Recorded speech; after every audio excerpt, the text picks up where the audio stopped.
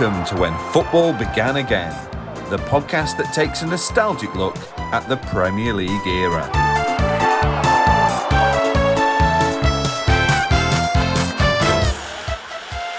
Hello and welcome to episode 1 of When Football Began Again. I'm your host, Carl Jones, and I am so thrilled that you have found this podcast. If you love football, if you love Premier League nostalgia, you have come to the right place. Each week, I'm going to be delivering slices of Premier League nostalgia directly into your ears. We're going to have interviews with ex-Premier League players and managers.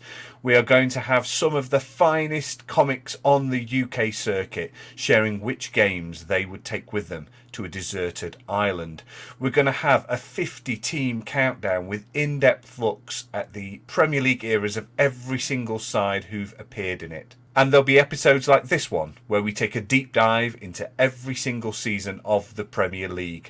90 minutes or so with comics, fans, people who were there, reliving nostalgic seasons to them. You can get involved too. I'd love it if you did. You can share your memories on our social media pages. We are When Footy Began Again pod on most of the social media platforms. Or you can email me, whenfootballbeganagain@gmail.com is the email address you need. Share your memories. I may well read out your questions and memories on the show. Now, you may be bristling with anticipation about reliving the 1992-93 season, and we'll get there in a moment. But just in case you are a skeptic, just in case you are here thinking football didn't begin in 1992, nor did it even begin again in 1992. I know the bulk of this show is going to be about the Premier League era, but there is going to be plenty of context about football that came before that time. Equally, the Premier League isn't the only division out there. There are wonderful, wonderful tiers of the English Football League, and we will be talking about those as well each week. Lots of context about how teams got to the Premier League as well. So please give this episode a go, see what you think. Now, in this pilot episode, I have a co-host, the brilliant Alex Hylton, very funny comedian, Manchester City fan, wasn't even born when this season took place. So that's quite a lot of fun at various points throughout the show. We have two fantastic guests as well. There is James Cook, an Aston Villa fan and a very funny comedian too. And Marvyn Dickinson, an actor, a comedian, a massive Manchester United fan. He shares some brilliant anecdotes of his memories of this season. Now, the format of this show, we actually follow quite faithfully the Premier League years format from Sky Sports. That is something I tweak a little bit further down the line in future episodes. However, it is a lot of fun in this episode, and I guarantee if you remember this season well, there is going to be enough nostalgia to warm your cockles. And if you don't remember this season, like I don't, I was actually just too young to remember this season. If you just know about this season through reading about it or seeing it on Premier League years, don't worry, there is plenty to guide you through. It's a whistle-stop tour. We will take you through this season and everything that happened in it that was significant. There should also be a few links to some of the goals and incidents that we talk about in the description for this show as well. It was recorded in the summer of 2022, just a few weeks after the Lionesses won the Euros and before the 22-23 season began. So, without further ado, let's get cracking. Enjoy the show, sit back and relive 1992-1993 with us. It's a cracker. Joining us today to discuss the very first season of the Premier League era is comedian and Manchester United fan Marvyn Dickinson and a comedian Aston Villa supporter James Cook. In today's show, we are covering the very first season, 92-93, and the birth of the Premier League as we know it now. Marvyn, take us back to the year of this season. Where were you? How old were you? And what do we need to know about Marvyn Dickinson circa August 92? August 1992. Well, chaps, I was receiving the most bang average GCSE results imaginable. 7 C's, 2 D's and an F. The F was in IT, and I was lucky to get F, if I'm honest. I lost my virginity that summer, lads. Let's go in early doors with GCSEs and my sex life. Drank in pubs for the first time that summer. Linford Christie, we watched him win the Olympic gold in August of that year. It's an important time for Marvyn around that period. And I was licking my wounds, actually, from us losing the league the year before, the calamitous end to the 91-92 season. So me drinking in pubs and losing my virginity was making up for the tragedy that was the 91-92 season, if I'm honest. Nice. And James, take us back to the fresh-faced claret and blue replica shirt-wearing youngster you once were. I think I've just worked out that I'm a year younger than Marvyn, because I was about to go into my final year of secondary school in 1992. My birthday's in the summer as well, so I am the same age throughout the entire football season. So this was the football season when I was 15. Where was I? I was miserable at school, which I hated. I had no friends. And then during that year, that final year, I joined a youth theatre. And I mean, not to get too heavy, literally probably saved my life doing that. So I sort of, I blossomed into a pretentious little twat. The advent of the Premier League, absolutely huge, because Match of the Day was now on every week, and they had all the goals, which was not a thing before then.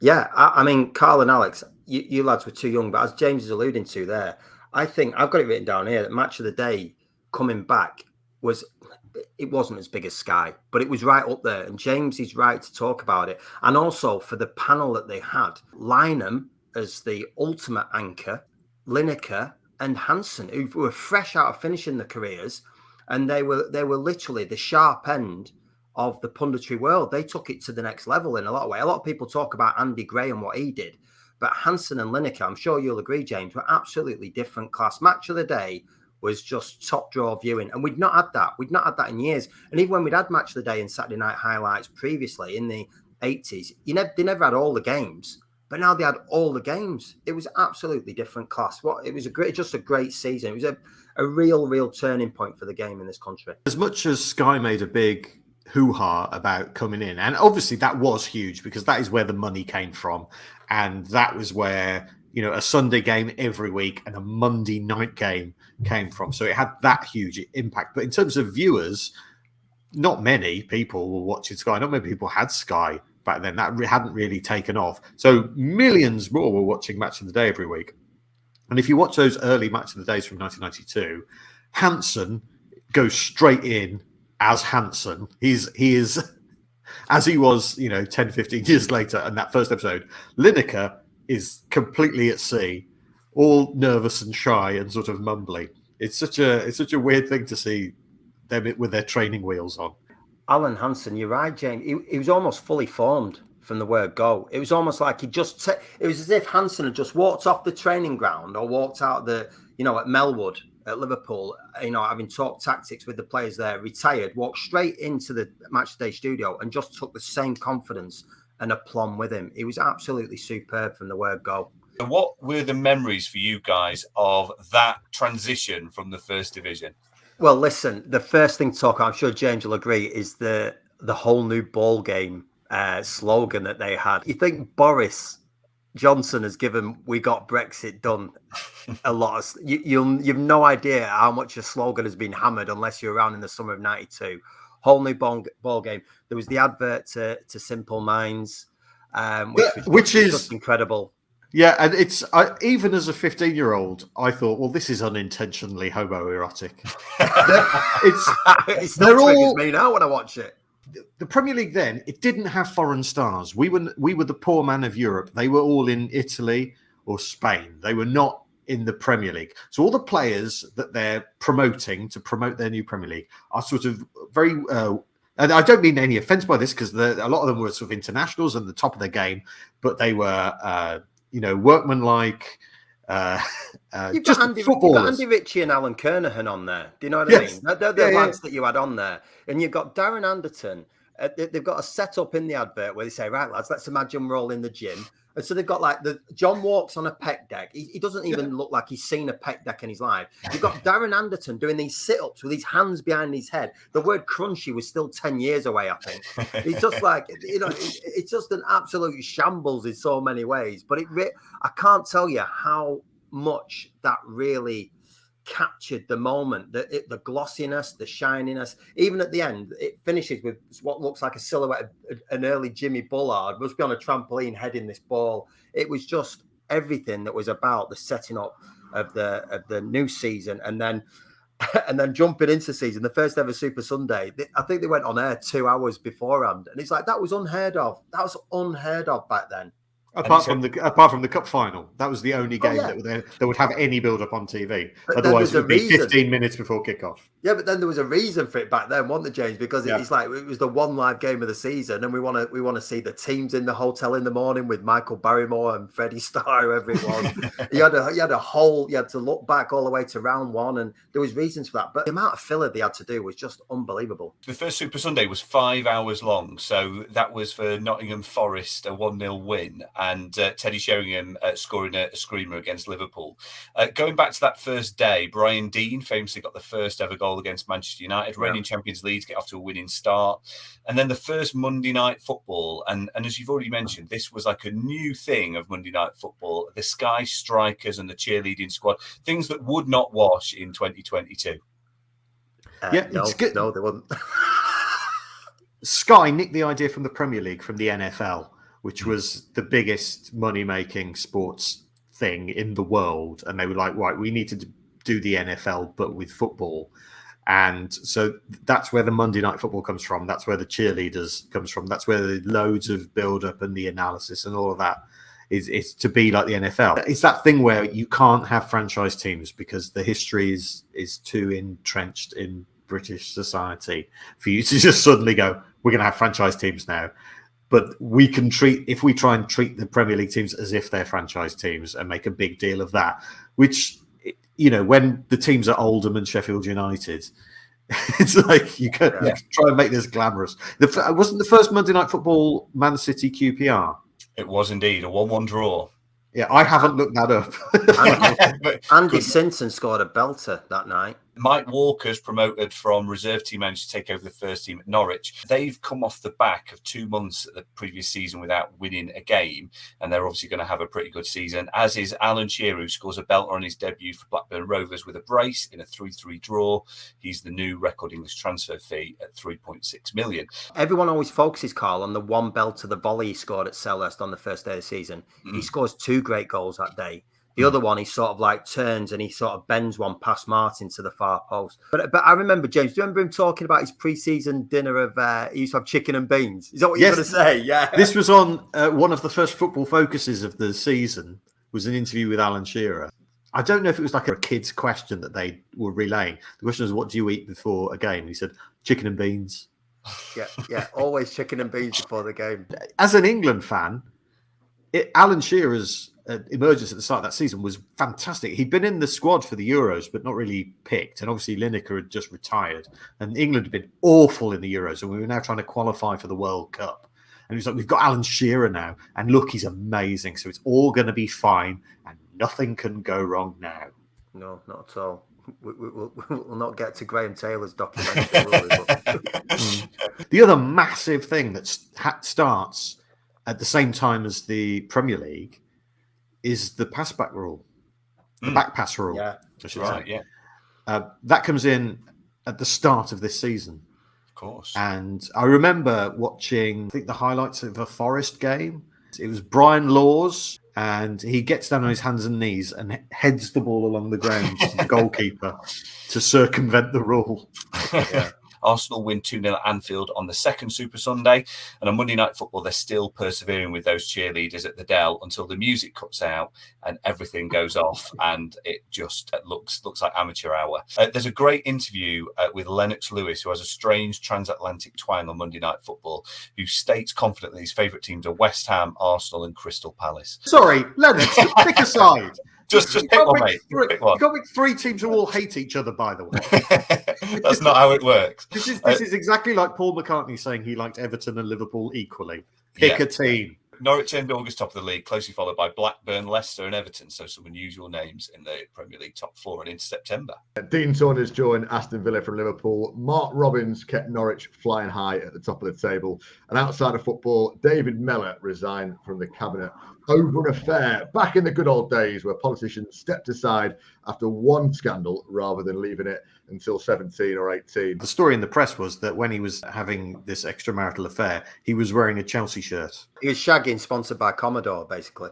There's lots of jokes at the time about the only person in a Chelsea shirt scoring. Mark Robins is probably best remembered for scoring a goal that kept Alex Ferguson in a job early in his Manchester United career. He was very much the Jamie Vardy of his day in that season, Mark Robins. He'd gone to Norwich, who weren't fancied at all.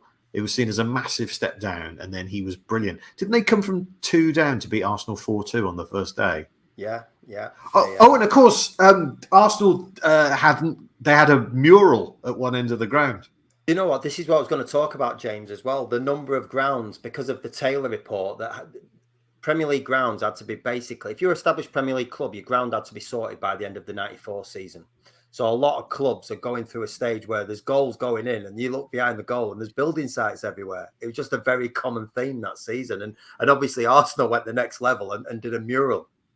And all of the fans behind the goal, and actually Stamford Bridge, there are cars parked by the side of the pitch, and people sort of just sat in there watching it. There's Old Trafford, the entire Stretford end. There's just a couple of builders with hard hats on. It's incredible. It's have any of the panel spotted any footballers out in the wild? I've had a few, to be honest. But the main one, I'd say, I'd left drama school, and it had been 2004, and I was working tearing tickets front of house at Drury Lane. The producers was on, Lee Evans, tearing it up every night. Absolutely brilliant show. And I came out the stage door, and 5 years earlier, I'd been behind the goal in the Nou Camp when our Solskjaer scored and United won the Champions League. I was fortunate enough to be behind the goal halfway up. And I came out stage door and I was walking off. Teddy Sheringham's coming towards me. He's with a very attractive lady next to him. And he's walking towards me and I'm smiling at him. And he's probably just used to that sort of like smile that blokes my age sort of give to him as if say, I know who you are type of thing. And I walked past him and I thought, Teddy's there. And I thought, that was incredible that night. And I'll never forget how he made me feel that summer. Because I'd finished university that year and I was on a bit of a downer. But that just gave me hope. And I thought, bollocks to this. So I turned around and walked back, and he stood outside stage door, maybe waiting to meet someone. And I just said, Teddy. And he turned around and he went, oh, hiya, mate. And I went, Teddy, I was behind the goal at the Nou Camp. And his face just broadened. He smiled and he went, oh, man, amazing, wasn't it? I went, it was amazing, yeah. And I thought, fuck it. And I said, can I give you a hug? And he went, mate, bring it in. And he opened his arms and we just held each other outside the stage door. I think I held him a bit too long, to be honest. But I just remember him smelling incredible, but him loving the hug as much as me. And I guess that's the magic of the game, really. It doesn't matter whether it was me watching it or him actually doing what he did that night. He knows forever that United fans will always walk around wanting to cuddle him and smell him. The smell of Sheringham. the smell of Sheringham. This first episode must be called The Smell of Sheringham. Ron Atkinson in September confidently claimed that he's never seen Dean Saunders in a game where he's given less than 120%, which is incredibly specific. Less than 120%, and it's so football. What an incredible cliche. And I feel like the Premier League, not only did it bring with it the TV cameras and the lights and this veneer, it also brought with it the real dawn, a new age for the football cliche. But I don't think it was correct, because Dean Saunders arguably gave 130% in a 4-2 win in September over Liverpool, in which he scored a brace and celebrated in front of the opposition fans who wouldn't cheer his name. But that is not what that game is remembered for. Any guesses? It's not this, but I would like to also add it was Torben Peachnik's debut, I think, as well. It was 0-0, and Ronnie Rosenthal dribbles round Sean Teal and round Nigel Spink and is in front of an empty net, and he hits the. Didn't he hit the cross? He hits the crossbar. Crossbar, yeah. It is an open goal, and he hits the crossbar. It bounces away, and Villa go on to win 4-2. It's one of those where, you know, sometimes you can think, oh, it did bobble a bit, or it came at him a bit quick, or something. There's nothing for Rosenthal to cling on to with that one. It is just an absolute. It's horrendous. I mean, I'm grateful because arguably that's the turning point of Villa's season.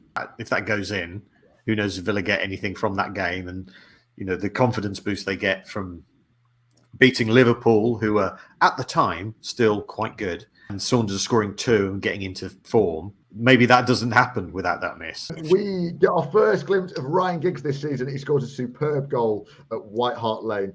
George Best-esque with the pace and skill, rounding Ian Walker. Marvin, Ryan Giggs, one of the most iconic Premier League players of all time. What are your earliest memories of Ryan Giggs? Hairy-chested, fresh-faced Ryan Giggs. I think one of my earliest memories of him is how scrawny he was and how you thought he would just be knocked off the ball so easily. But I think when you watch clips of Best had that ability to just, he had a balance to him which would enable him to just elude any other physical presence from the opponents. And I think that's something that Giggs definitely had, a sense of balance and grace, just sheer velocity at times. I mean, that goal that he scored at Spurs, when I had a look at it again earlier, and to give it sort of a modern it's almost like he's on a different sort of setting, really. It's like he's on a different default setting to everyone else on the pitch. It's like it's just an absolute blur, and he doesn't actually take that many touches. It's not a dribble as such. It's just pure speed and power in a way, and it's not something that you think you'd associate with Giggs, the word power, because he doesn't look powerful, but he just absolutely overwhelmed the Spurs defence in that moment, and it was a real here I am sort of moment. I mean, he'd had good moments before that, but I think it was the first real goal that he scored where you thought, oh, hello. It was a real here I am moment. He had that sort of, the thing that really young players have where they've got absolutely no fear at all. Michael Owen had the same thing when he was 17, 18. Giggs did actually score some really important goals that year, and goals of all different types as well. I was surprised looking back because he did have, he played a long time. And I'll be honest, as a United fan, he had some shit seasons or in and out seasons where he wasn't that great, and that sounds ridiculous to say, but that is the honest, if you ask most match going Reds, that's what they'll say. It was a bit in and out at times, or sometimes you'd have a season where he's like you're alluding to Michael Owen, his hamstrings were playing up for quite a while. So, but this particular season, I think he had a belting season. It's one of the most greatest impacts a young players made on the Premier League sort of ever. I think I've always thought that young players, they seem to have a season here where they play 10 games and 20 games. It's rare that you see someone go in and play 38 games off the bat and be a starting player in one of the greatest sides in the country, if not Europe. Yeah, you're right. Absolutely establish himself. And like you say, and the following year, I know we're not doing the double winning year, but the following year, 93, 94, whereas a team that became even more formidable, it was just absolute part and parcel of that team. There was no one to touch him for that position. No one at all. And you're right, Alex, there's not many young players that go in and establish themselves. So like you say, you see players come in and out of teams and have bursts, but to just establish themselves like that was just incredible. We take him for granted in a way, I guess, as United fans. But it was amazing. I will say, though, for everything there is to say about Ryan Giggs, he was not in the top 20 scorers that season. How many of the top 20 goal scorers of Premier League goals, not including cup games, not including anything else, top 20 scorers in the Premier League that season? The top player scored 22 goals that year. Any guesses? It was Teddy Sheringham. I also know that the top 6 goal scorers in the league that season were English players, and 11 of the top 13 were English players. The only 2 who weren't were Eric Cantona and Mark Hughes. Was Ferdinand up there? Is not on the list, I don't believe. No, he's second. What am I on about? He's second with 20. No, he didn't score. He didn't score any goals at all. Yes. Oh no way, he scored loads. Any other bets? You are absolutely correct. It is almost exclusively British players.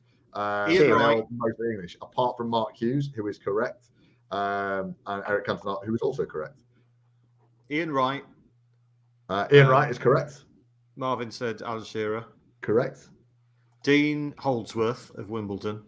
Yeah, third with 19. David Hurst, Chef Wednesday. Was he injured that year? Yeah. David White. David White of Man City. Correct. Fifth. Chris Armstrong.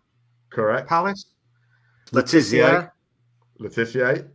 Oh, Atkinson and Saunders. Saunders is on there. Atkinson is not on there. The Who are the fourth Norwich- is remarkable. Oh, And- Mickey Quinn. Mickey Mickey Quinn. Quinn, correct. Yeah. Because this was the early Premier League where Mickey Quinn could score loads of goals for Coventry. Exactly. Just going back to Dean Holdsworth for a second. Dean Holdsworth, this was his debut season for Wimbledon, signed for 650k from Brentford. Wimbledon owner Sam Hammam had given him a target of 20 goals. He reached 19. Do you know what he would have got had he reached that 20th of goal, which he never actually managed? There's a car. It was a Ferrari and a camel. And he never and a camel also. and he never quite made it to the 20 goal mark. Now we've already mentioned sort of this is before the foreign influx has hit the Premier League. So all of those players, with the exception of Cantona, were British. Which Irishman is joint 32nd on the list with 9 goals? Oh, is it going to be a defender? Niall Quinn.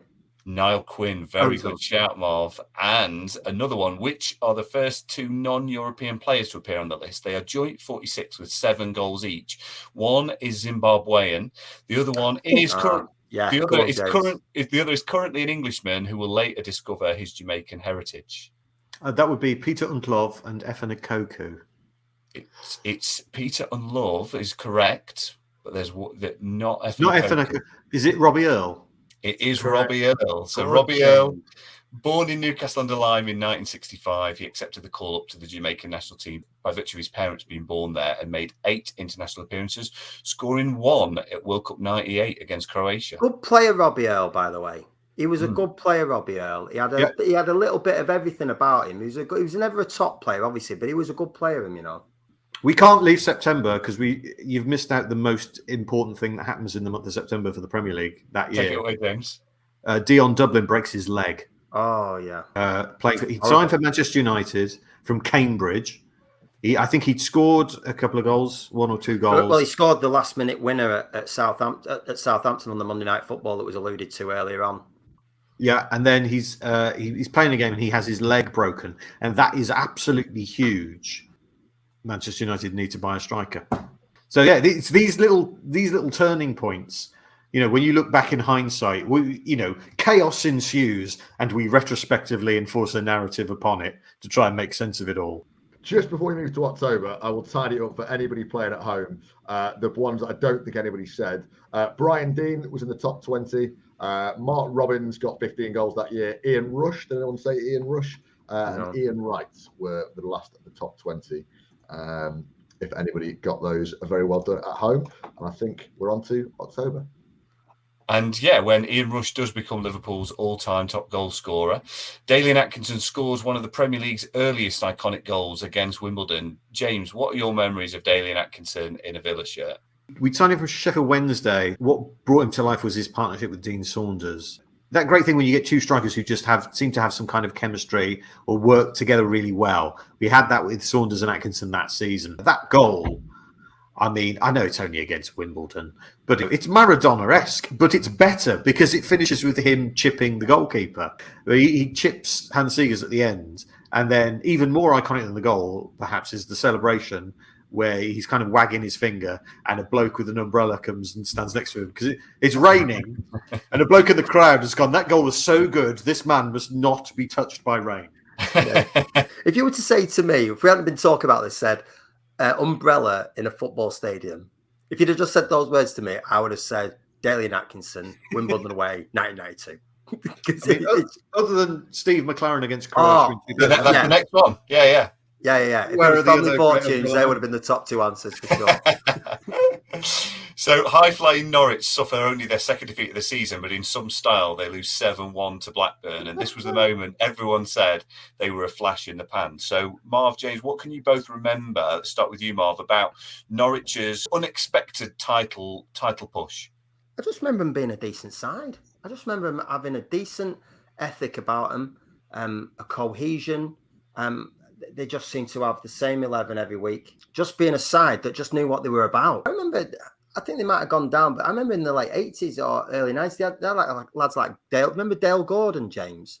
So they did have a bit of a history in the late 80s of being a decent side. And so it was a surprise, but there had been building blocks. But no, they just had a good side. It was very reminiscent of the 2015-2016 season, where Leicester win the league. In that, no one gave Norwich a chance of doing anything.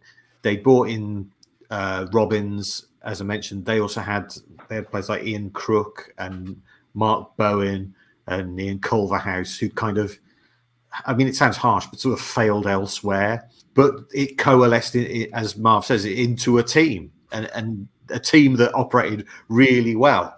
And all those names you're saying there, James, as I'm picturing them in my mind's eye, they're all comfortable on the ball. Do you know what I mean? They played a bit of football. Do you know what I mean? They played a bit. Yeah, and it was Mike Walker had come in as sort of the rookie manager and worked some magic on it, and suddenly, you know, they get that big confidence win against Arsenal away on the first day, and then they start just picking up wins, and it was great, apart from when they kept beating Villa, which was really annoying. Yeah, and also a lot of other teams were in transition that year. You know, the Premier League was arguably set up for the Big Five: Everton, Liverpool, United, Tottenham, and Arsenal. City went to part of the Big Five, and only one, as we see at the end of the season, only one of the Big Five finished in the top six that season, I think. So it was a transition period for other teams as well. So there was a chance for Norwich to express themselves and break in there because Arsenal weren't great, Liverpool weren't all that year. And so there was a chance for a team like Norwich who had a bit about them to just go into that. Like you said, James, a little bit like when Leicester had that season that they did when everyone else was a little bit off that year, a bit indifferent. And also Leeds, who were the champions, the last Division 1 champions, they just fell apart. I don't think they won an away game the following year in their defence. I don't think they won an away game the following year. They were awful the following year. Worst champions ever, which made me laugh a lot. Oldham versus Everton on Super Sunday, which looks a bit of a grind. Maybe the fanfare like the opening months is wearing off. A mulleted Ian Marshall chasing a long hoof over the top.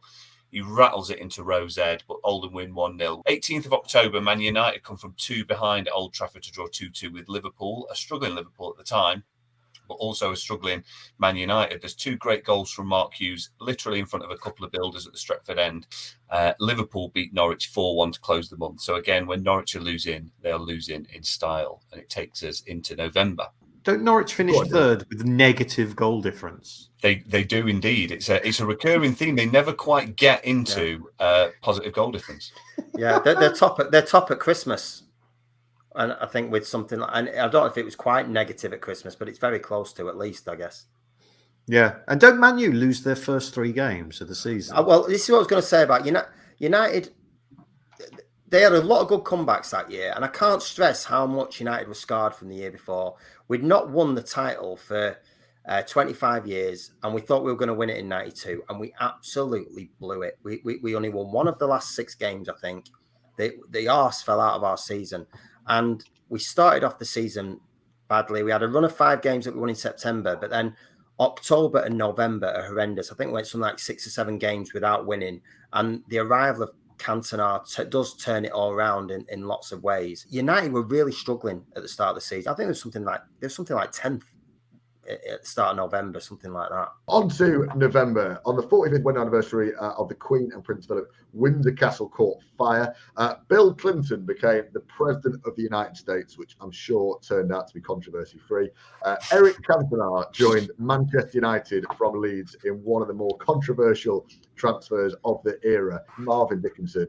Eric Cantona, talk to me. Well, do you know what? The main thing I remember, and the hatred between United and Leeds United at the time was obviously off the scale, because Leeds had been out of the top flight for years. They came back up in 90, I think it was. And in the second season back, they won the league and they beat us to the league. I didn't think, obviously, he's going to win us the league. You don't think that. You just chuffed that we've nicked him off them. Do you know what I mean? That's all it was at first for me. And Leeds fans whinging. That's what I loved about it, and I loved the opportunistic nature of it. You know, we just went. It was a conversation between Ferguson and Wilkinson.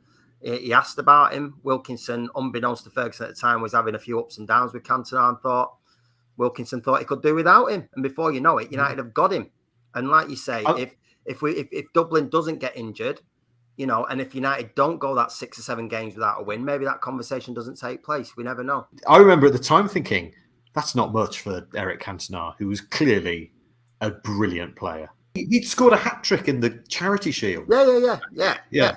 Is this the most controversial transfer of the Premier League era in terms of, I can't think of another time, the closest possibly, Tevez going from United to Man City, where one top side sells a player to the other side. The side that had won the league, the champions, sell a player to the team in second position, and not just any team, arguably their biggest rivals in the league, the biggest derby in the league for Leeds that season. You're right. It was the two teams vying for the title the previous year.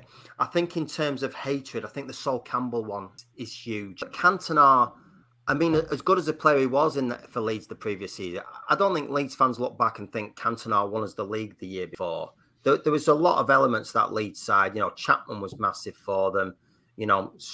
Strachan towards the end of Gary Speed and David Batty in centre midfield were fantastic. I think Cantona was sort of peripheral and he had some great moments. I don't think he won the league for Leeds the year before. What he did at United totally dwarfed what he did at Leeds. But no one knew what was going to happen, and the hatred between the two was just unbelievable. So it was massive. The only one I can think of that comes close is when Andy Cole went from Newcastle to Man U. Yeah, big. So what happened in November? Dean Saunders and Dennis Atkinson score to see off QPR for Villa, who remain in the hunt at the top of the table. As are Arsenal at Palace with goals from Ian Wright and Paul Merson. Leeds United lose 4-0 at Main Road and look a long way off pace at defending their title. The first Steel City derby on Sky, which they advertised as will gross over £500,000, according to Richard Keys, which is absolutely nuts that was the big money fight of the season. Is a reminder of how far finances have come since 92 and 93. And that headline game finished 1-1. Norwich went top of the league. They retook the top of the league at Boundary Park on Monday Night Football with a Mark Robbins hat-trick to beat Oldham 3-2 in a game in which Ian Marshall scored a brilliant long-distance lob. And he still got that mullet that Carl mentioned earlier.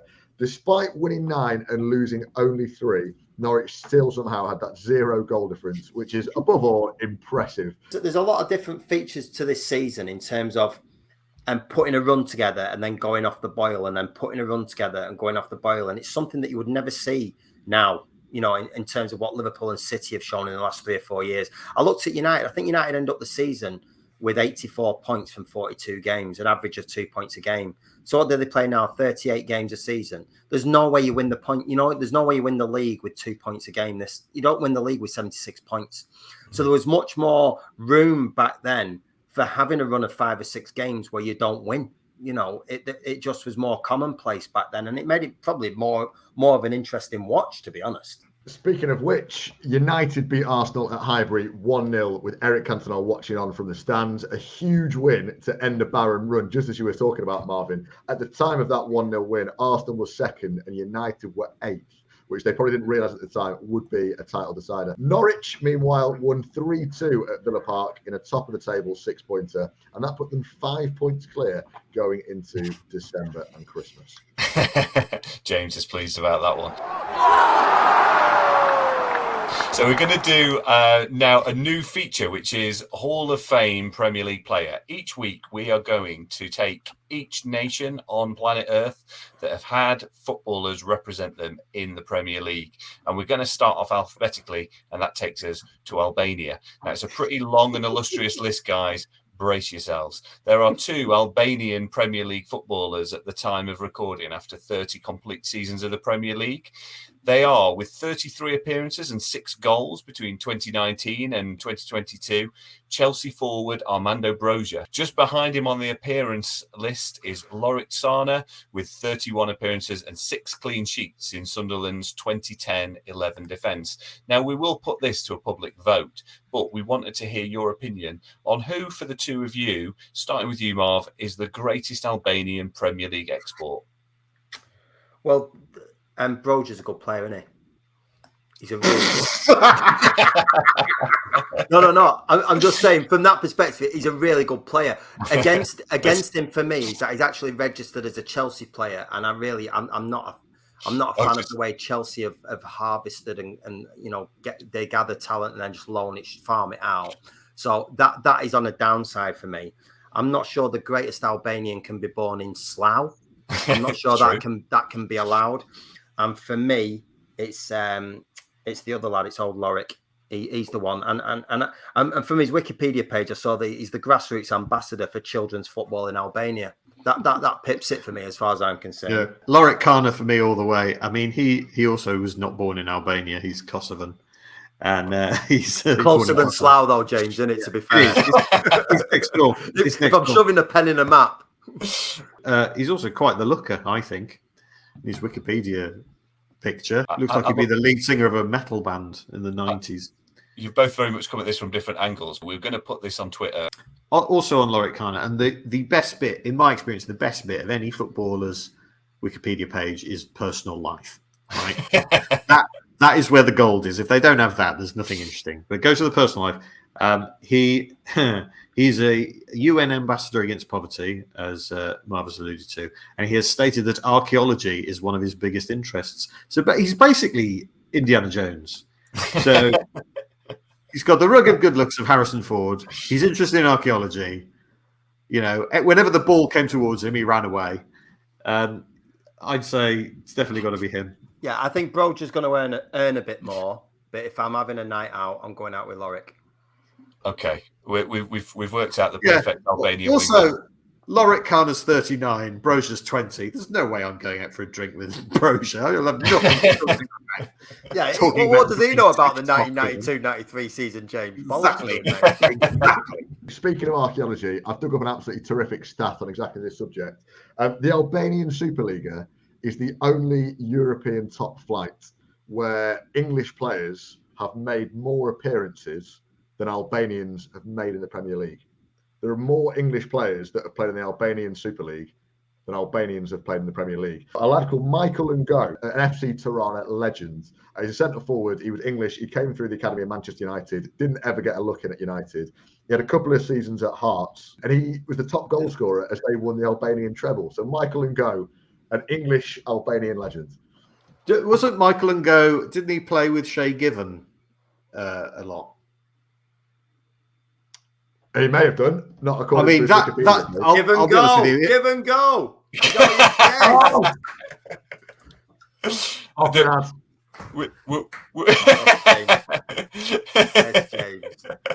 For those listening, James is now Ryan Giggs style, taking his top off, running around in his room.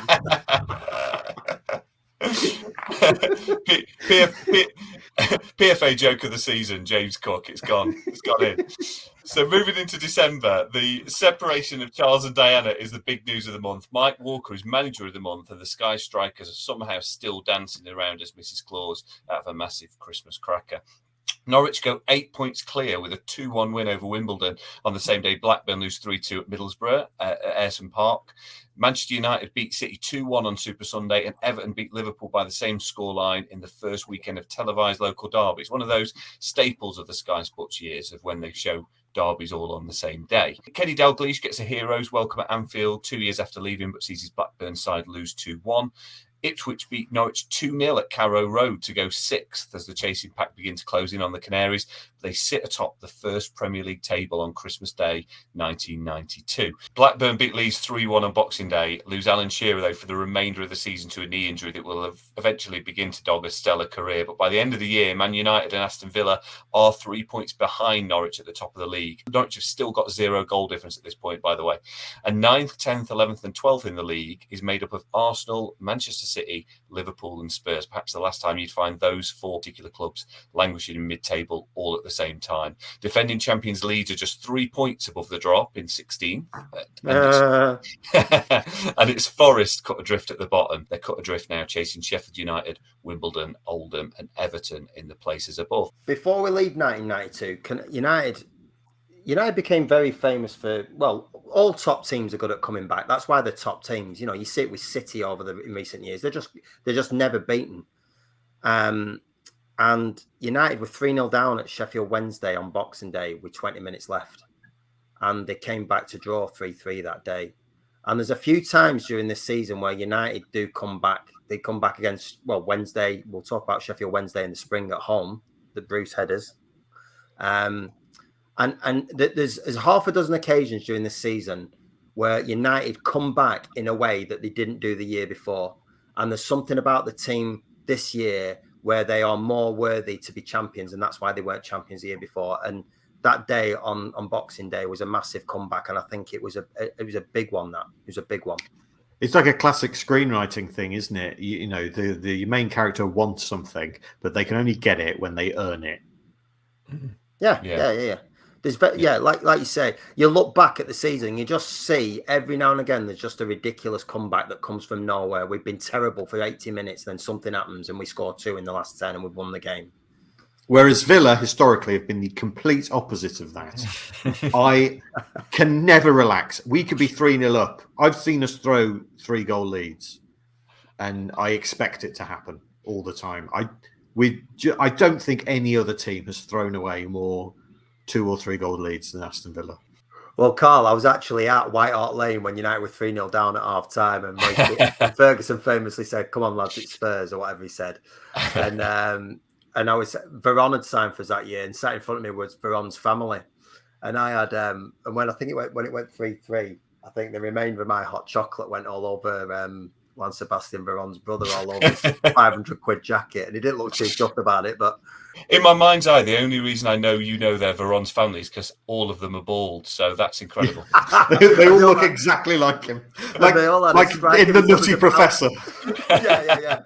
United got onto the new year with a good start. They beat Spurs 4-1 in January with goals from McClare, Parkin, Irwin, and that man again, Eric Cantona. There's a song waiting to happen in there somewhere. Villa remain hot on their heels in the title race. Dean Saunders scored again at Anfield in a crucial 2-1 win. Norwich played a day later, but stayed in third with a 1-0 defeat at Hillsborough. The winning goal coming from future Norwich boss Nigel Worthington. Now, Carl is too young to remember Nigel's playing days, so watching him wheel away is quite disconcerting because he's always been a silverhead dugout dweller as far as Carl Jones is concerned. So here's a question for the panel. Who are the managers that you can only imagine in the dugout, even though you knew they were players? Who are the managers that have playing careers that you either don't know about, have forgotten, or just don't care because they are so iconic as managers? Well, the Villa manager this season is Ron Atkinson, and he had a playing career, but it's ridiculous to imagine Ron Atkinson. But whenever you see photographs of Arsene Wenger in his playing days, it just doesn't look right, that does it? It does not look right at all. It looks like he's a competition winner, and he's been given a game in the French Division 2 where he was. So I think for me, it's Arsene. He just doesn't look right. Another thing that happened with the advent of the Premier League was the advent of footballers looking like they were in their 20s. When I was growing up in the 80s, you know, there were footballers looked like they were 50. I remember when Coventry won the FA Cup, their fullback, Greg Downs, looked like a little old man. Yeah. I just assumed that he was like an 80-year-old man. He even had the shocking posture to go with it, didn't he? He even had the hunch and had a little hair like that. It's always interesting, you know, when I was younger growing up as well, there was a guy called Alan Mullery that used to be a pundit a lot in the 80s and occasionally a manager. He was either in the dugout or managing. And then I remember one day my dad I just thought he was a mouth on the telly. Do you know what I mean? And then you look back at the career that Alan Mullery had, absolutely ridiculous. You know, top player. I think something like played for England at all levels, you know, Spurs, you know. Great Spurs player, yeah. Years for Spurs. Scored in the World Cup quarter-final. Yeah. So there's me as a kid watching him thinking, what's this guy done? All right, okay, he's done that, has he? So you didn't have Wikipedia in the mid-80s, so it's just gone quickly referred to. And of course, players back then, if they didn't go into management, they just went back into normal everyday jobs, didn't they? You know, they did not have. That was the only managers. The only ex-players that went on to managers were the ones that stayed in football. Everyone else just went and got a trade. Yeah, Martin Peters, who scored in a World Cup final and went on to be an insurance salesman. Franny Lee was became a millionaire, not through football, but because he ran a toilet paper company. Bog rolls, wasn't it? Yeah. And Neil Webb went on to be a postman. Yeah. But it's even like the emergence of Blackburn as a club with so much money. It was just a local bloke who'd done all right in steel. Do you know what I mean? It wasn't like he was a global. I never know how to pronounce this word. Is it magnate? Magnets? Global? Yeah, magnet. I think magnet. It's not. But do you pronounce it as in magnet, as in a magnet? It's not magnate, is it? Now that I'm saying it out loud. I don't think I've ever said it out loud now, Martha. You know, you've said it, mate. I've lost. But you know what I'm saying. You know what I'm saying. He's no Jack Walker was no Bezos, was he? I mean, this is something that has definitely changed in football since I was a kid. Like when I was growing up, football managers were old men. A good football manager, to always judge a good football manager was how much they looked and behaved like your granddad. You know, most football managers when I was growing up looked like they had a pipe in their coat pocket. Whereas now, I can't get a head around the fact that football managers are good looking. Like you've got Guardiola, you've got Arteta, you've got even Vieira, you've got Lampard and Gerrard. It seems strange to me that I'm 26, but Premier League football managers are better dressed and more good looking than I am. Like Wenger, people found out that Wenger was a shagger. It was astonishing because he looked like the concept of stuff was flattening himself. Researching this episode and watching Premier League years from 1992 is that football managers were badly dressed. Like football managers just wearing look like they've been DIY all afternoon and rocked up to the football stadium 15 minutes before kickoff. And anyone who is wearing a suit looks like they've slept in it. January 93, Mike Walker is adamant it's not a crisis despite 5 games without a goal for title chasers. But Aston Villa beat Middlesbrough 5-1 the following Super Sunday with goals from Saunders and our first glimpse of Dwight York, who will go on to have a pretty illustrious Premier League career, to say the least. The 5th was added by Sean Deal, and only one of 2 goals he scored for Villa in 147 appearances.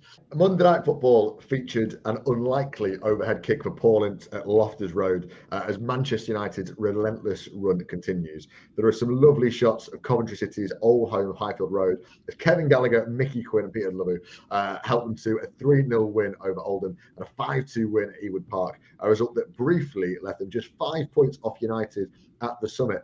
Manchester United closed out the month. Sorry, Alex. Go on. Look, as someone who remembers this season quite better than anyone should remember something that happened 30 years ago, it's Peter Untlov is how you pronounce it. And I know that because in a post-match interview during that season, I don't know who it was, like Tony Gubba or Jones and Stats. Ray Stubbs. Was it Ray Stubbs? Oh, okay. You remember this as well. He just goes, look, how do you say this?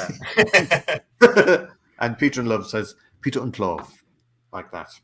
And then it became a thing where Peter Untlov, and they did a big piss take of it on Fantasy Football League, where they were doing it as a love song. So Badil and Skinner, where they got Ray Stubbs on and a dinner jacket to start crooning Peter Untlov. So I apologise to Peter Untlov. Yeah, but listen, if you weren't even born at the time, Alex, I'll be honest, it says Peter Undlovu, doesn't it, mate? It says Undlovu, clearly. But Peter Untlov helped them to a 3-0 win over Oldham and a 5-2 win at Ewood Park, a result that briefly left them just 5 points behind Manchester United at the summit. United would have a 2-1 defeat at Ipswich. Sheffield Wednesday moved to Arsenal and Chelsea into the top half of the table. Arsenal, who've been in the top 4 at Christmas, already into the second half of the table. Incredible stuff. So competitive. Norwich won 1-0 at Everton after that to move top of the table, which means now over this season, Villa have been top, Norwich have been top, United have been top. Coventry City have been in with a chance at the top of the table within 1 game at one point. There's not been a season in years that has been that competitive. The final game of the month is Monday Night Football between Arsenal and Liverpool. They are 2 huge teams now, but this really was the dawn of Sky Sports fetishising certain fixtures between Manchester United and Arsenal. Can we think of any other teams that have really fit that mould of the Sky Sports building it up and building it up? I mean, I certainly have noticed that Sky are running out of games to build up. You're starting to see Southampton versus Brighton being billed as the South Coast derby, and all the hooligans are going to be there, and it's going to be a battlefield. But any of the big games that have really Sky Sports have talked into rivalries? Well, there was a time, wasn't there, when under Mourinho, when sort of Chelsea versus Liverpool was always built up as a thing, and then the games were always really boring. It's just whenever Sky built up a game involving Chelsea, you just knew it was going to be 0-0. Yeah, on the back of the Newcastle 4-3 at Liverpool, that got built up for years and years on the back of that. You know, the image of Collymore banging that one in 96 and then Keegan slumping over the advertising hoardings. I think that really gave it was like an advertiser's wet dream for a few years after that. You know, they put the montage together for that game. I don't know if, as a Manchester City fan, it feels like Sky have very much orchestrated the rivalry between City and Liverpool. But does it bother you, James, as a Villa fan, that Sky will tell Villa who their biggest rival is, depending on which is the closest Midlands team that happens to be in the Premier League? But that's the case. That is true. If Blues aren't in the Premier League and West Brom are, Villa's biggest game of the season is against West Brom.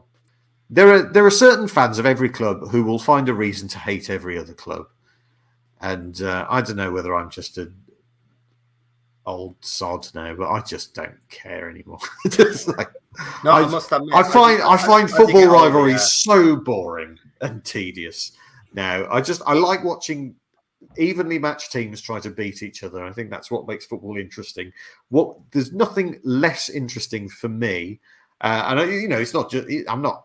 Man United and Liverpool fans classically, telling each other that they're scum and explaining why their team is morally superior and everything the other team did is the worst thing that's ever happened. It is so fucking boring, and I really wish they'd pack it in. Obviously, they're not going to, so I just try and ignore it.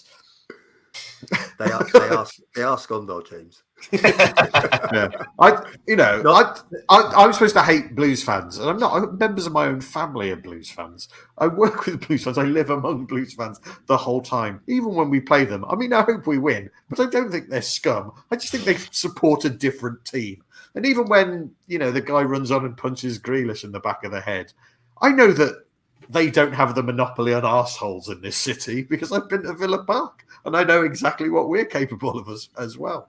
Yeah, I got hit. I went to the 1983 Milk Cup final, and Whiteside scored a great goal that day, 1-0 up, and then Liverpool equalised late on, and then they won in extra time. Ronnie Whelan scored, and on the way back up, I was at a service station, and I was 7, and 2 Liverpool fans who were probably 11 or 12, but they looked like they were massive. When you're that age.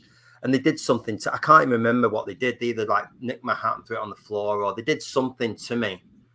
And whenever I think about my loathing of Liverpool, it does. There's something about that moment. We'd already lost the cup final that day. That was enough. That was enough to create a life of pain. But them 2 Liverpool fans at that service station. I remember going to see Arsenal play Newcastle in about 95 when I was a student in London. A mate of mine was an Arsenal fan, and he got tickets to go and see it. And Newcastle were flying high at the top of the league at the moment. They were, this incredibly exciting, flamboyant team. Arsenal won 2-0, and Ian Wright was the best player on the park. And I remember coming back at the tube station, and I saw 2 grown men, Newcastle fans, take an Ian Wright poster out of a child's hand, rip it up, and throw it on the floor. Yeah, but that's not all Newcastle fans, is it? That's just no one has the monopoly on arseholes. No, and just for balance, by the way, disliking Liverpool is very difficult these days because the club has got so many qualities to admire. Players, the coach, the way they go about things. They're just a brilliant football club, which a bit of sick is coming up now. We'll clip that one, Marv. The podcast should just be that. Yeah, on everything else. This has been a massive sting operation just to get that. Liverpool win 1-0 with a John Barnes penalty. VAR would definitely have overruled to move them from 17th up to 12th. Incredible. I think they started the night just 5 points above bottom of the table, Oldham.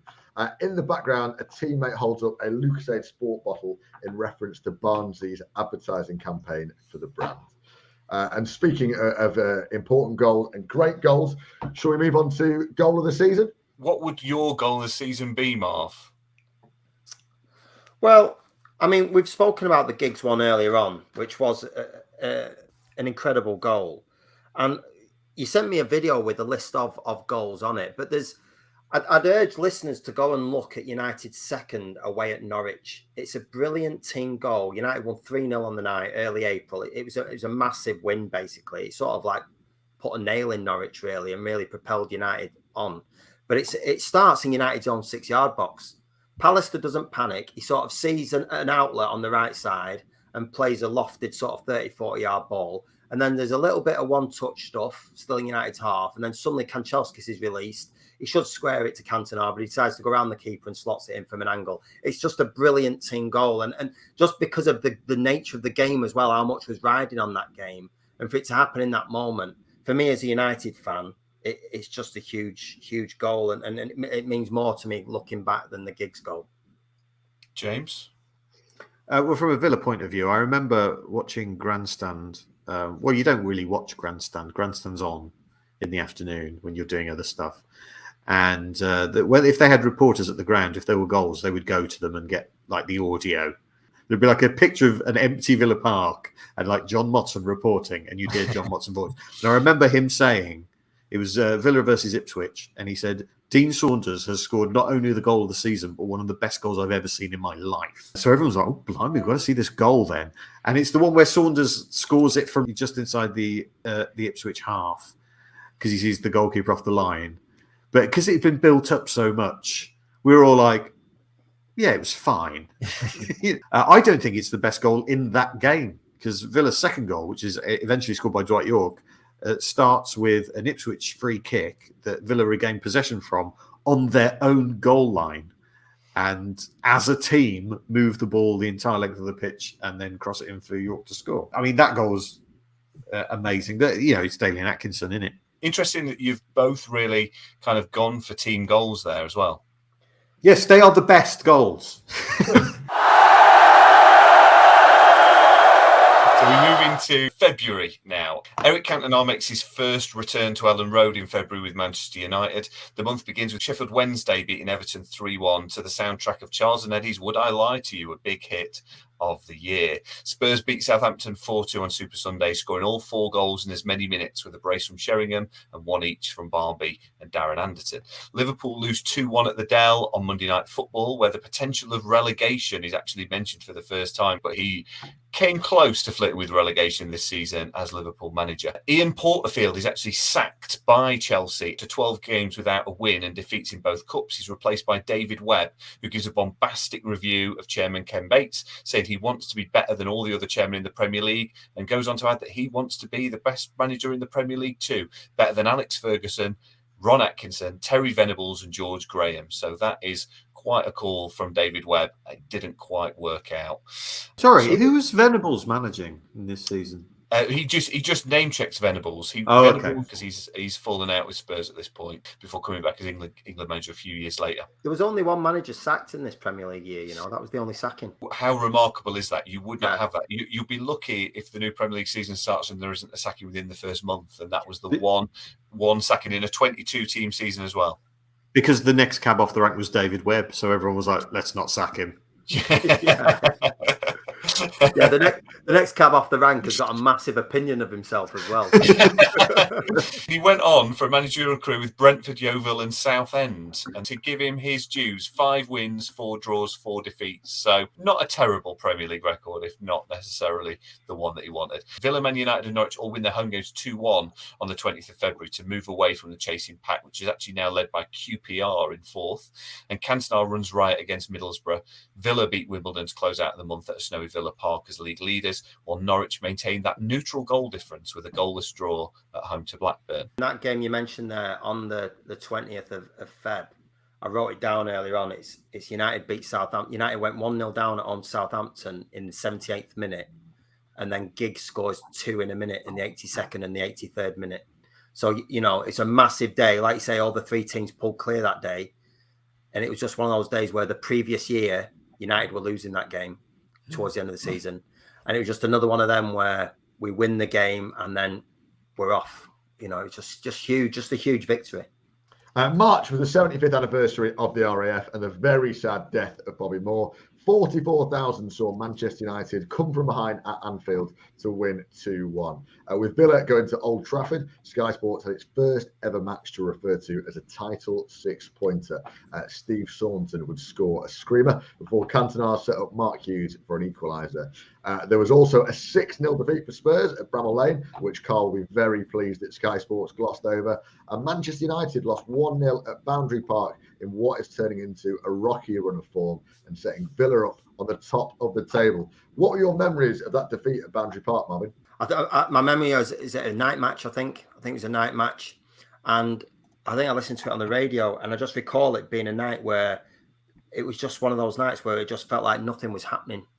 And it just felt like there was an inevitability about it. We'd had some ding-dongs with Oldham, obviously, in 90 in the and obviously it was a derby, basically. United playing Oldham is a derby as well. So it just had a bit of an extra edge to it. And I just remember feeling like we'd been on a bit of a decent run, and then this was the start of another bad run. So I just felt like it, you just felt like you were never in a period where you felt safe that you were going to win the fucking league, pardon my French. You just felt like there was just always something going to come and bite us, and it just felt like a night match, a cold night at Boundary Park that did it for us. I think the previous Saturday we'd won at Anfield. When they ever show clips of Schmeichel, this save isn't shown enough. Again, for the listeners, go and look at his save off Don Hutchinson at the Cop end, low down to his left. It is an unbelievable save that won us the game that day. But yeah, so we go to Liverpool and win, even though Liverpool aren't all that this season. It's still always a massive game. And then we go and lose at Oldham. I mean, it's one of those things that you have this massive game, you lose to Oldham. And we've talked a lot in this programme about sides, they were 12th and then they were 4th the next week. And everybody, they'd win 8 games and they wouldn't win for 6. That didn't happen for Oldham. And then they pull out a win against Manchester United and they take United off top of the table and they put Villa on top. Yeah, I mean, in terms of Oldham as a football club between 89 and 94, and I think they must have gone down the following year, but they still got to the Cup semi-final. It took United to a replay the following year. That 5 years, or Joe Royal, they've never, nothing before or since really. It was just a golden period for that club. And they did give teams always a good run for the money a lot of the time. I think they just ran out of steam really in the end, Oldham. But yeah, that night just was one of those nights where United never got going from memory. There's some great footage from March 93 of every pensioner's favourite bit of rub, Dennis Wise, signing Panini sticker albums in a waistcoat before being forcibly kissed on the lips by 2 horny old ladies old enough to be his granny. It's really sensational stuff. You should check it out. Norwich beat Sheffield United, Oldham and Forest to briefly go back to the top in mid-March. But that run would end at Wimbledon with a 3-0 defeat to bring them back to, you guessed it, neutral goal difference. Villa would go 2 points clear with a win against Sheffield Wednesday, but then lose 1-0 at Norwich. The Canaries end another month top of the league with a goal difference of just +1, with Manchester United in second place. Will it be so near and yet so far for the Villa, James? Yes. And it will turn out being not that near as well. So Norwich were top at the end of March. Yeah, they went back top. Wow. Yeah. Wow. Yeah, that's how close it remained, and they just kept swapping. They just kept swapping places, and Norwich just seemed to have this ability to go back to the top, and then after several narrow victories, have a relatively heavy defeat. It's at this point, obviously, when Manchester United are beginning to make their charge. Nigel Clough scores from the spot to give Nottingham Forest hope on Monday Night Football with a 1-1 draw against Leeds. And after the opening day win, they'll only pick up 12 points from their next 20 games. Surely enough to see the end of most managers, but not the one and only Cloughie, before picking up 16 points from the first 8 games of 93 to put themselves back in the hunt. Meanwhile, Oldham's 3-2 win at Ayresome Park made them off the bottom and out of the relegation zone after their torrid season up until that point. I remember Brian Clough being interviewed, I think, on Football Focus towards the end of this season when Forest were looking in a bad way, and he was clearly drunk. Yeah, it's tragic. It's tragic. Yeah. It was really bad, James. And I just had a bit of a look earlier on at the first ever Super Sunday where Forest played Liverpool, and the way Clough looks at the start of the season compared to the end of the season, it's night and day, really. The lights have gone from him in terms of his everything that was Cloughie. It was really, really sad to watch. I sort of associate Ferguson with modern football, and it's mad to me that they would overlap and that Clough would exist in the Premier League era, because you'd think the Premier League would be something that Brian Clough would consider to be the end of football, and yet he was there just as it appeared. But it was the end of his managerial career, though, the first season of the Premier League, a managerial career that started in 1965. It started early, didn't it? Obviously, because he was injured, and so he became a coach at a very young age. But Carl, I'm talking about managers that you imagine only as managers. What a player! Yeah, a fantastic player until it was cruelly cut short. His goal scoring record was unbelievable, wasn't it? But I picking back up on what you're saying, Alex, Brian Clough is beginning to be made to look like the past by the first breed of Premier League managers who would soon become to look like the past. So the likes of Ron Atkinson and Mike Walker are up near the top of the league here, and they would actually feel like quite dated dinosaurs within the game within a few years by the time Wenger comes in. And I think that's kind of what's happening with Cloughie. Oh, 100%. It's 120%. Moving on now to the team of the season. I don't think there'll be too many surprises on here, but we'll just run through it. Peter Schmeichel in goal for Manchester United. David Bardsley for QPR at right back. Earl Barrett was robbed. That's what I was going to ask you. So is there any of these players that you would switch out? So Earl Barrett is a start for 10. A central defensive partnership of Paul McGrath and Gary Pallister. Tony Dorigo at left back. A young Roy Keane at Nottingham Forest, relegated Nottingham Forest in central midfield alongside the great Gary Speed and Paul Ince and Ryan Giggs at left midfield. Ryan Giggs obviously in really his big breakthrough season, and the two strikers being Ian Wright and Alan Shearer. If I can beat a drum for some Villa players I think get overlooked, Ray Houghton was terrific in this season. Again, he was a player that Liverpool just didn't want anymore. He came to us and he was great. I don't know if he was one of the best 4 midfielders in the country, though, if I'm honest. Nice to see McGrath in there, who famously never trained or ran or moved and still managed to be an amazing defender. I was looking back at United earlier, and in the very first game, believe it or not, Alan Cork skins Pallister in the first game of the season, and Pallister brings him down for Sheffield United's second goal. And then in the following game, Pallister gets totally skinned by Robert Varchika of Everton. And just looking at the stick that Maguire gets now, if you transplanted those two mistakes by Pallister onto Maguire in the first 2 games of this season, the internet would melt. And so for Pallister to end up being one of the players of the year, which he was, he's a great player, Pallister. But the start he had, getting skinned by Alan Cork isn't something that you want on your... To be fair, Alan Cork was in a mobility scooter. and he was wearing the beard that season as well. I was going to say, another player that definitely looked older than his years, Alan Cork, especially on that cup run. He looked like someone had dug up Jim Henson. Moving into April, Benny Hill and Frankie Howard face their final curtain call. Brian Clough announces his retirement in what Sky Sports call his toughest season in an 18-year helm to spend more time with his family and soak up the sun in Mallorca. Liverpool lose 4-1 at Ewood Park against a Rovers side chasing a European place. And Mustachio Graham Souness watches on. It won't be the first or last time he sees a tide take a Tonkin at Ewood Park. Paul McGrath scores a header at the City Ground to beat Forest 1-0. In the same week, he wins Player of the Year, and Ryan Giggs gets Young Player of the Year. Manchester United beat Norwich 3-1 at Carrow Road in that title-deciding game with a kind of swashbuckling attacking football Fergie's teams become known for. It's easy to forget they'd gone 26 years without a title at this point. Giggs scores. There's a great burst from Paul Ince to set up Cantona. It's the beginnings of a great team that's going to dominate, and you begin to see that. So, Marv, you referenced that game. Was that the turning point for the title push and almost put Norwich to bed? Yeah, completely. United it was the way United, they didn't just win, like you said, it was swashbuckling. They dismantled them. And it was just like, I remember the 3 goals being scored very quickly together. It's like 3 goals in like 10, 15 minutes or something like that. They just blew them away. You referenced Ince there. Ince had come on the previous season, but this year he was becoming a real powerhouse midfielder in terms of the ability to win the ball, set up attacks, but also becoming that roving midfielder that you'd want. He was starting to become everything that you'd want in a midfield player, all wrapped into one player. And yeah, I don't think Norwich really recovered from this. And it was the platform. I think this was the first of 7 that United won. They won the last seven league games. Totally contra to what they'd done the year before. It was a great performance, a great night. And I just remember the United fans were right under the TV gantry.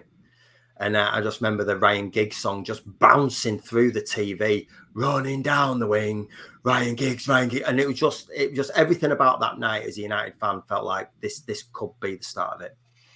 And it certainly was. And Norwich, as you say, I mean, absolutely. They actually followed that with a 5-1 capitulation at Spurs on Good Friday, which actually took their goal difference from +1 to -4. It's never going to get back to neutral up to this point. Easter Sunday, it's pretty much a 2-horse race. Villa toil to a goalless draw at home to Coventry. Man United go behind to a John Sheridan penalty at Old Trafford before one of the most famous braces of the early Premier League years and the birth of Fergie time to take the Red Devils a point clear with 4 to play. So what are your memories of Steve Bruce's famous late goals to leave Fergie and Brian Kidd celebrating on the pitch?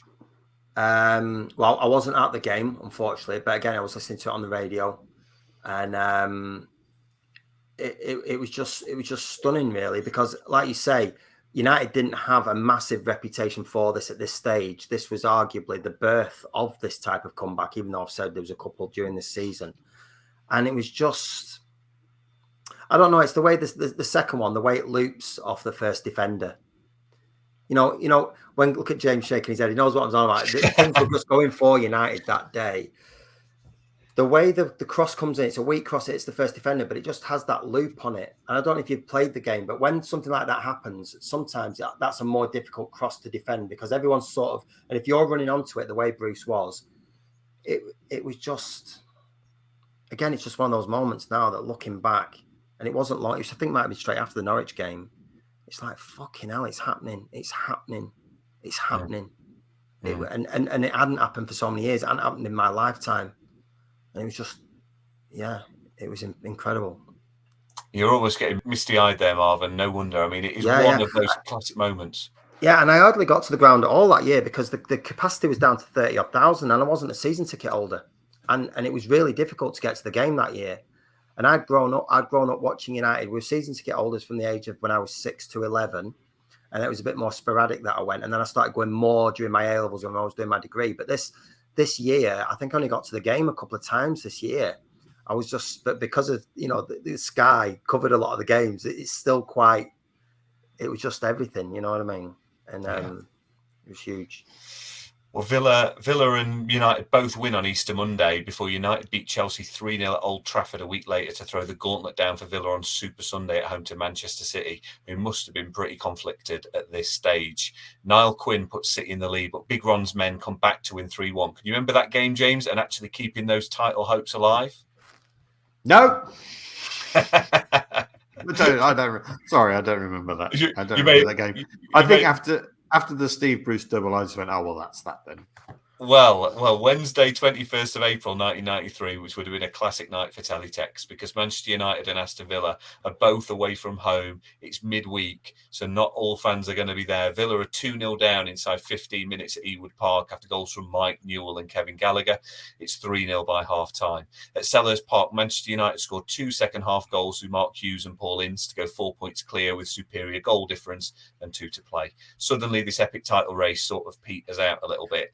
We have to keep our head, no complacency, and hopefully we can win it at Old Trafford, says the not soon to be knighted Alex Ferguson, but the future knighted. Yeah, that night, I did the Likely Lads episode, and I avoided the score because I knew it was going to be on Match of the Day that night. There was a midweek Match of the Day on, and I can't remember how they broadcast it, but I didn't know that.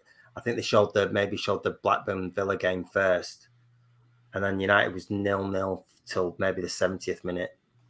Then Hughes scores a volley, and then it's like, Jesus Christ, it's happening. This is happening, man. You know what I mean? But in terms of, and it does peter out. But I think United win the title by 10 points. But I think Villa lose the last 3 games. So that's the difference. Villa just give up, and Manchester United win the title Fergie wins it on the golf course. Yeah, when we get beat by Oldham, which brings us nicely into May. May's top story is up for debate because, of course, it is the relegation battle and the title race. But arguably, the biggest story, as Sky Sports presented it for sure, was the retirement of Brian Clough. And the footage from this is absolutely amazing. There's nothing quite like it. And I don't think any other manager really gets this apart from, possibly even Fergie. People are crying, and it's astonishing. There are grown men crying when the announcement of Brian Clough at retirement. There's clips of young kids, quite young women, talking about his importance to the city of Nottingham and what he'd done for Nottingham and its place in European football. And what's almost forgotten by Sky in the coverage of Clough's last game at home is the fact that they get relegated.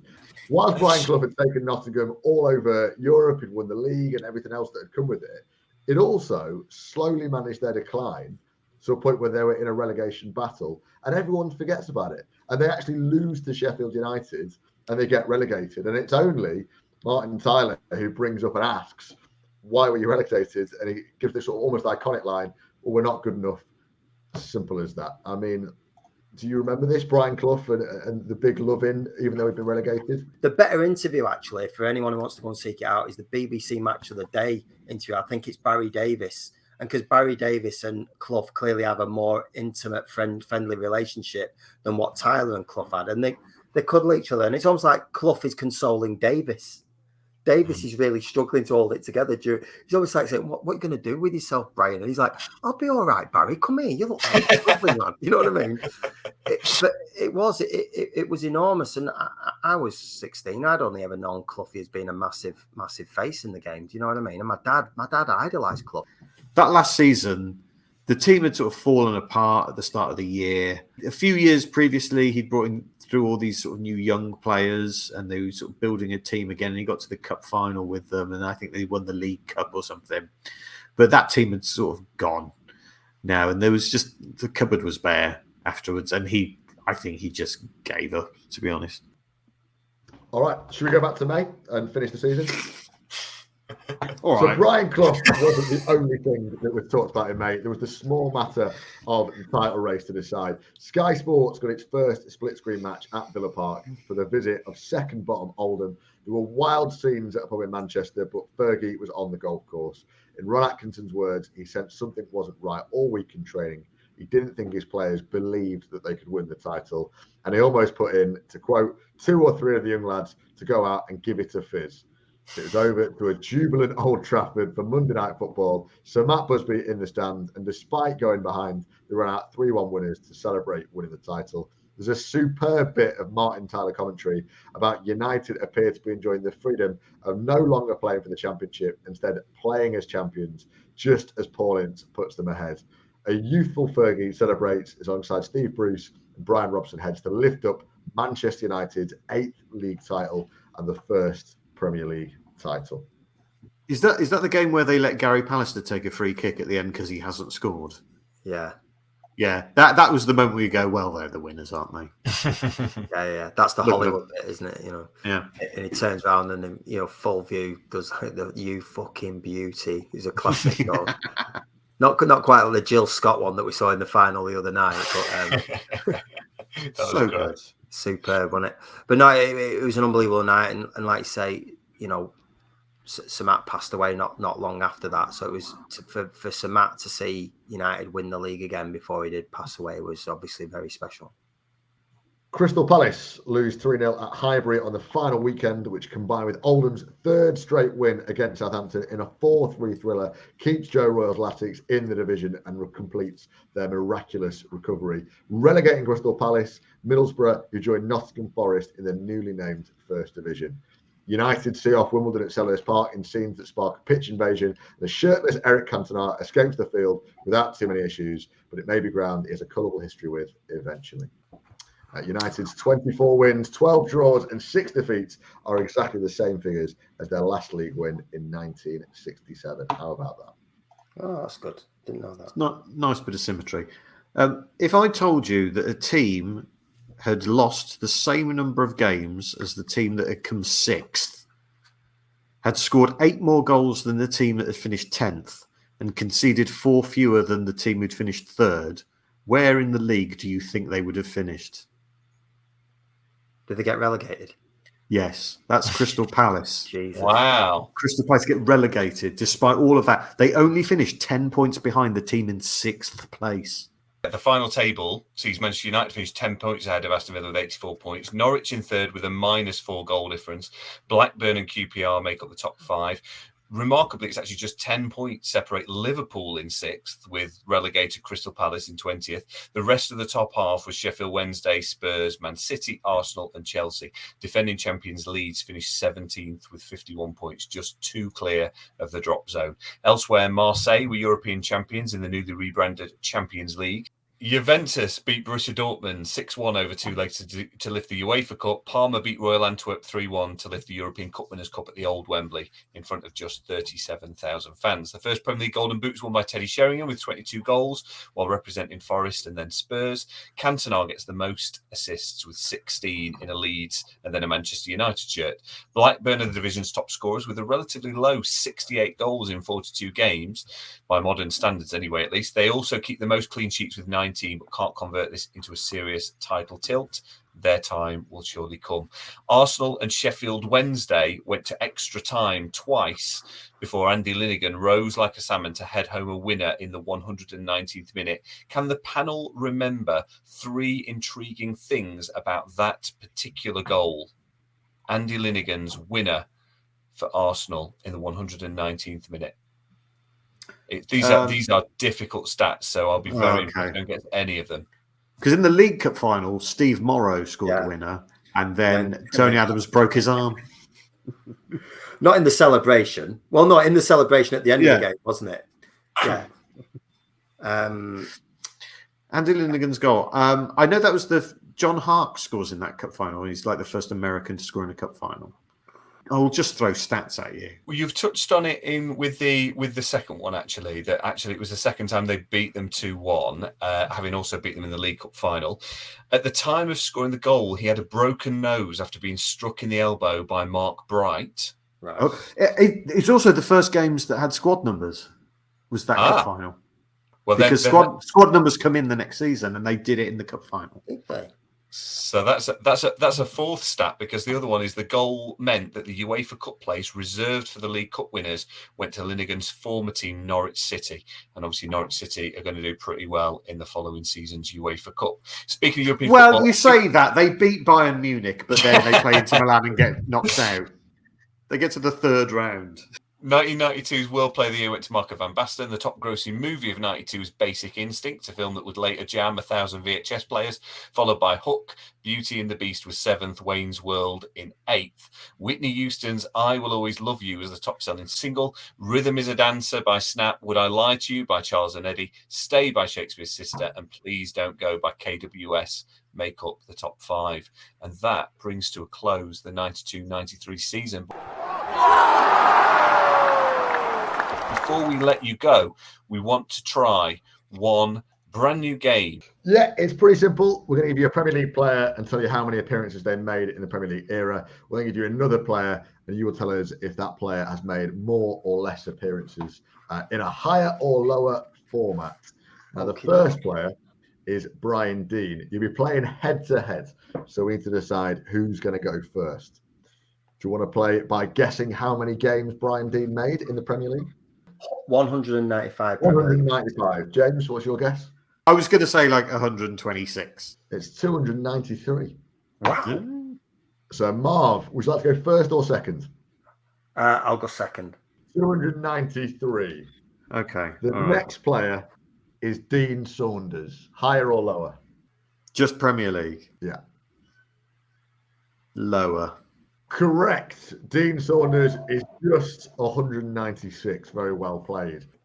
Dean Windass, higher or lower? Lower. Correct. 104 appearances for But Dean that's Windass. still loads for Dean Windass, isn't it? It's about 4 seasons, isn't it? 104. Which is coincidentally his favourite pizza. Nigel Winterburn, higher or lower? Oh, higher. Correct. 352 appearances for Nigel Winterburn. Is that higher or lower than Lee Dixon? Ooh, I think Dixon played for longer, so I'm going to say Dixon is higher than Winterburn. That is incorrect. It is lower. You're looking good there, James. So it's over to Marv. Lee Dixon made 305 appearances in the Premier League in total. But is that higher or lower than Lee Carsley? I think it must be Tenacious higher. midfielder Lee Carsley. Oh, hang on. He played a long time. He wasn't a player who got injured that often, but I still think higher. We're going higher.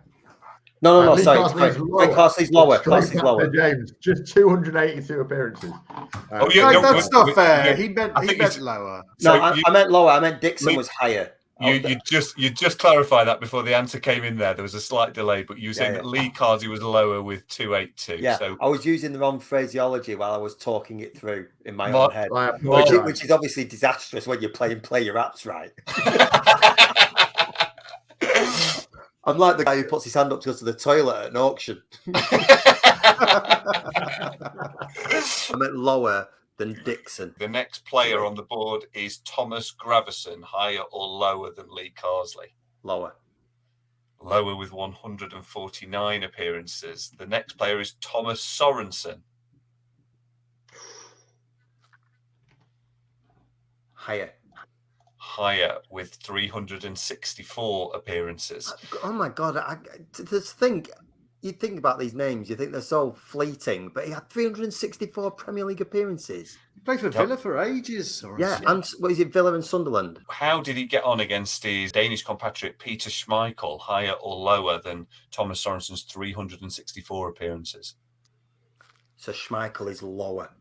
You're going to say Schmeichel is lower. He is lower. What happens when we switch to Kasper Schmeichel at the end of the 30th Premier League season? Is Kasper Schmeichel higher or lower than 310 appearances of his dad? He's higher. He's just lower, 284 appearances, and we switch back over to James. James, I would have said that as well. You start with Kasper Schmeichel with 284 appearances. Next up is Stephen Carr. Oh, for fuck's sake. I love how you both came into this so casually, and now the competition is really kicking in. Because it could be either. What if it's exactly the same? Then what happens? It's definitely either, James. All right. Stephen Carr. He did play for a while. He was Spurs, wasn't he? Spurs fullback. Yeah. And he sounds like someone making up a name when he's been pulled over, isn't it? What's your name, sir? Stephen Carr. Oh, really?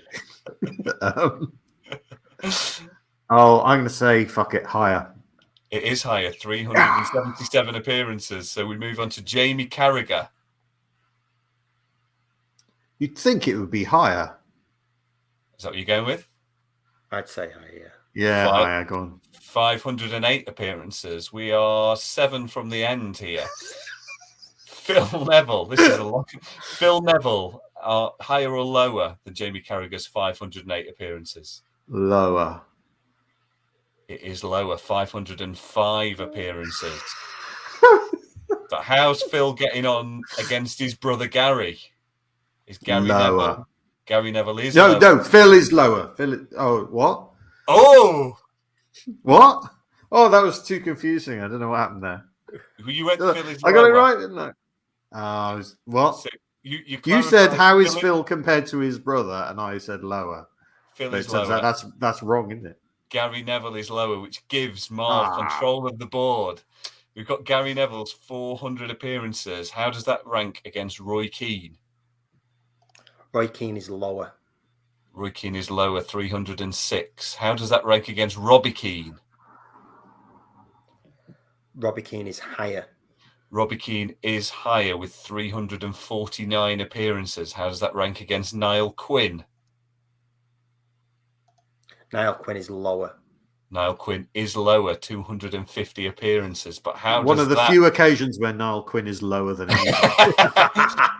Well, it's funny you should say that, because the next player on the list, 3 from the end, is his strike partner, Kevin Phillips. So is Kevin Phillips higher or lower than Niall Quinn? What was Niall Quinn again? How many Niall Quinn appearances? was 250 appearances. Kevin Phillips is higher than Niall Kevin Quinn. Phillips, ironically, is higher than Niall Quinn with 263 appearances. You're 2 from the end. Kevin Phillips versus Ian Wright. Is Ian Wright higher or lower than Kevin Phillips's 263 appearances? Ian Wright is higher. Ian Wright is lower.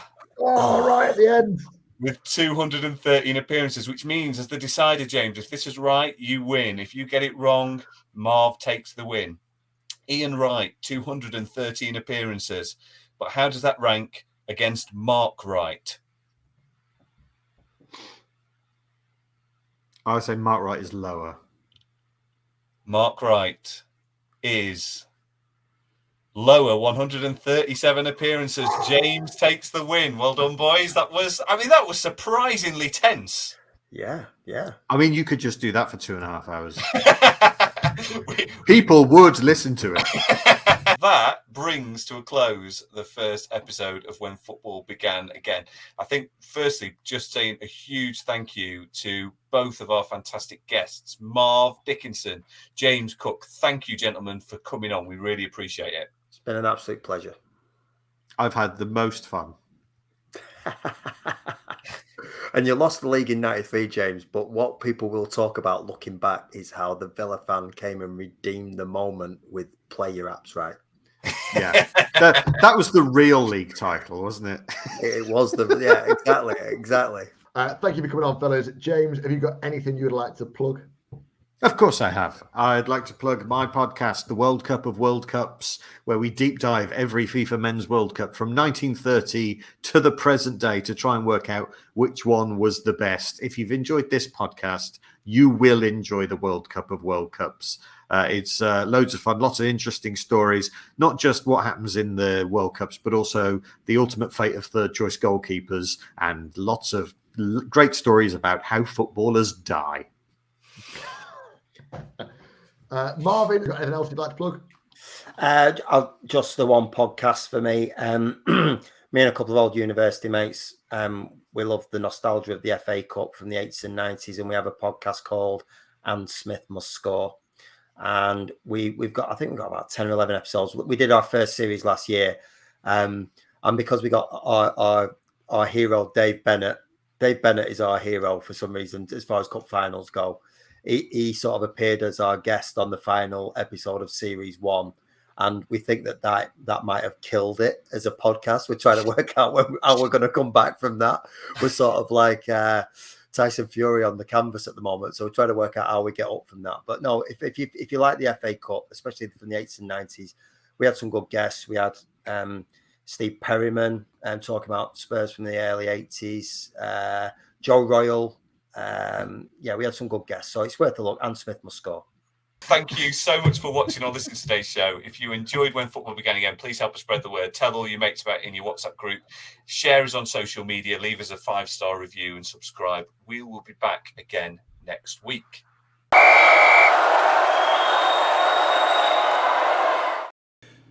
So that was me, James, Alex, and Marv. I hope you enjoyed that. We certainly did, recording it. All of them will be back on the show at some point in the future. We'll be having more episodes of Play Your Apps Right as well. That went on slightly longer than anticipated. I have trimmed that down for future episodes, but I hope you played along at home and enjoyed it. If you want to cast your vote for the greatest Albanian Premier League player, that will be on our Twitter page shortly after the episode is released. Just to give you a little taster of what's to come in the weeks ahead. We do this format again in a couple of weeks' time, the 1993-94 season. I've got comedians and Newcastle fan Masai Graham and Oldham fan Stevie Gray coming on the show. I've got interviews with ex-players and managers. Brian Dean, the scorer of the first Premier League goal, is coming on the show. Really, really excited about that one. Also got Danny Wilson coming on the show, former Barnsley and Sheffield Wednesday manager, with some fantastic insights into his time as a manager in the Premier League. Some really great guests taking their favourite matches to a deserted island, starting next week with the Barnsley Bard, Ian McMillan. If you are familiar with Ian McMillan, he's just as lovely and warm and friendly as you can imagine, talking about Barnsley and sharing lots of memories about that season. If you don't know who Ian is, you're in for a treat. He's really great, and some lovely, lovely stories in there as well. So all that's left to say is please share the podcast with someone you know if you've enjoyed it. Stick it in the WhatsApp group of your football team or your fantasy Premier League team, or the people that you go to watch the football with at the pub or go to games with, or just your mates and family who love football. Share it with them. Let's spread the word. I am starting this with a small social media following, zero budget. I love talking about football. I love talking about the Premier League era. I love reliving these memories. And if you've enjoyed this too, you can help me by making that continue to happen, by sharing it with more and more people. Hit subscribe, help us grow our audience more quickly. Subscribe to our YouTube channel as well. I'll be putting clips on there as well of each of the episodes, and some of the best bits will be going on there, and that will be developing a little bit further in the future as well. Find us on all of our social media platforms and share our posts. Really, really appreciate it. Just helps us to spread the word and reach more people. And if you can, leave us a 5-star review, and ideally with a paragraph or two of text about why you love this podcast, why you love Premier League football, full stop. It would really, really help us to rise up the charts and help other people find us who would be interested in listening to the show. And do get in touch. I'd love to share your memories. I'd love to share the stories that you have about the Premier League era. Again, get in touch via social media, or you can email me. My email is whenfootballbeganagain@gmail.com. I'll be looking to share those in future episodes of your memories of the Premier League era.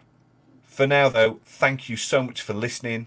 Please pass the pod to just one mate. Help us grow our audience.